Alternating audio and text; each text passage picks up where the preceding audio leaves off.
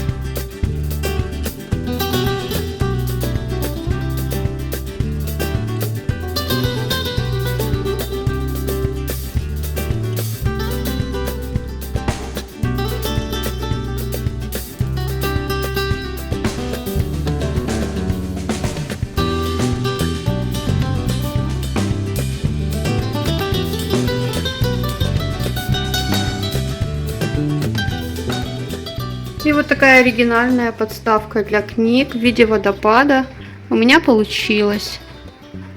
Если видео понравилось, ставьте лайки, не забудьте подписаться. Всем пока!